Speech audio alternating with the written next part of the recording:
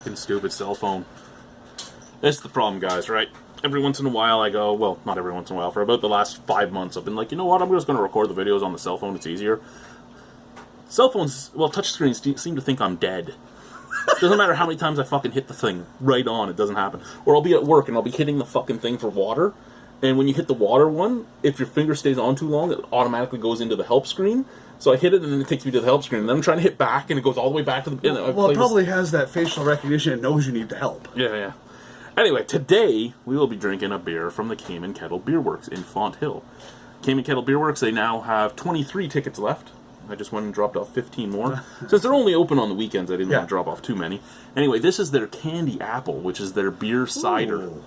It's 5.3% alcohol. It is a mixture of, and they use the Crowler machine, hence the reason why we have this giant can. So it's a mixture of their ESB, their Don't Be Bitter ESB, and Pelham Ciderworks, the brand new cidery that's going to be at the Albino Rhino Beer Festival, their cider.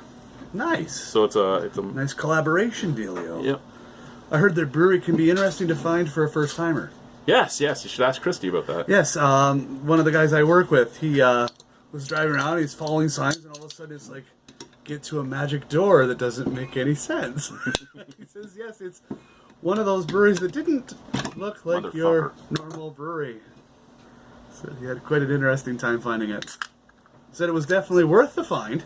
Yes, He's become an every other weekend fan of theirs. They have 3 doors, and only one of them really has any advertisement, and the other ones kind of don't.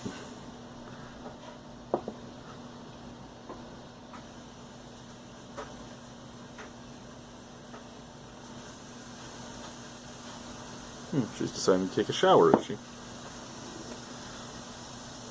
So is it the cider that's a bit unfiltered, or the beer itself? I haven't had their beer, so I'm not even... I've never had the Don't Be Bitter, to be honest with you. Because that's just... I like that amount of cloudiness, so you know it's going to have a lot of its flavor left in it. It's not going to be... Nice, like, brassy color, bright white head, unfiltered, beautiful a little bit bubbles. of haze. Nice, tiny little bubbles. Smells good. It's intriguing because it actually kind of comes off a little tart and a little dry at the same time, with a little bit of malt on the forefront. Yeah. Malt and tart and dry apples. That smells nice. Yeah. I'm intrigued. So am I. Cheers, sir. And to you. Oh, I like it. Yeah.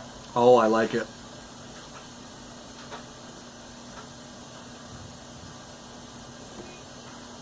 Luckily, it's a 1 liter can. It's a very big can. Okay. So, I can taste a little bit of latex rubber in there, which makes me know that they use sulfites in their cider. However, the mixture of the malt and the slight bit of hops from the ESB actually hides that rubber fairly well. Because I'm not getting it at all. And, well, I'm just very... You're sensitive to it? I'm very sensitive to it, so I pick it up fairly easily. And, again, I've never had the cider. I don't know anything about the cider, but I know now that they use it because I can taste it right there on the back end. But so many of them do. Yeah, most of them do. But, like I said, the beer taste, the little maltiness and the little bit of English dirty hops hides that taste fairly well. I only know it's there because I hate that flavor so much. Like, I'm getting more of the cider than I'm getting of the beer. But the mixture is wonderful. I could pound this. Yeah, and it does still have a little bit of that tartness. It has a little bit of sweetness. It's dry on the finish. The finish is almost like the skin of the apple. It's just like you're getting skin tannins. Yeah. The flesh of the apple, you're getting a little bit of sourness and a little bit of apple sweetness. Not much, but the sour overtakes it. It's almost like it's a mixture of, say, a Gala and a Granny Smith for flesh, and then the skin, I'd say it's like a Red Delicious because it's kind of. That's what I was thinking, or a Macintosh or something. You're getting that sweet bitter, and yes, very nice. This is the first of anything I've had from them. From either of them. Yeah, like I say, but I know I have a coworker who's really enjoys the beers he's been getting at the Kame and Kettle. Yeah, the Kame and Kettle does some great beers. You can drink there. You can do sample sizes. You can get a pint, or you can do the take-home crowlers. Take-home crowlers are $10. That's what I heard. The price on it is very fair for the quality of the beer. Yeah, you're getting 2 pints for $10. Yeah.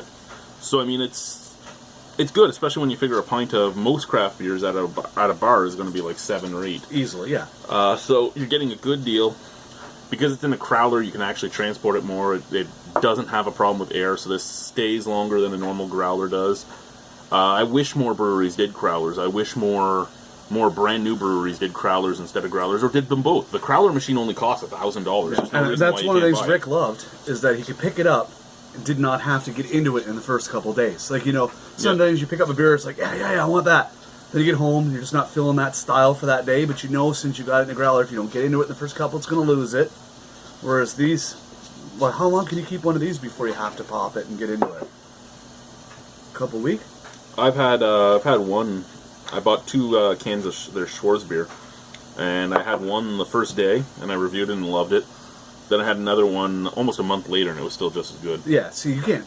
Like, I mean, there's been several growlers. I'd love to be able to do that till that night where you're having that right meal, the perfect night to get into that style, and it's just by then you've already had to drink it. I mean, don't get me wrong, I don't mind having to force myself to drink anything, but it's nice to be able to enjoy it with your meal and get right into it. Very true, sir, very true. You know, So, kids come home unexpectedly, it's like, oh shit, well, I don't want to break it out tonight, it's going to be wasted. I'll save a little bit for Christy, too, but hey. Yeah, I think she'll like that. Out of 10 on this, sir? Oh. I mean, I don't know, what are we rating this as? Just as a beer, as a cider? I don't know, it's kind of like a beer alchemy to us, right? Excuse me. I'm going to give it an easy 8. Yeah. Maybe even like an 8.5. I'm really enjoying this.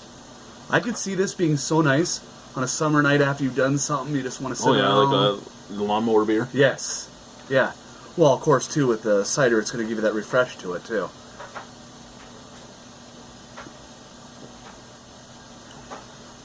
I'm going to go 8.75 with an asterisk saying this would be a 9 if there was no sulfites in it. If I didn't get that latex rubber background, this would be like a 9.5 for me.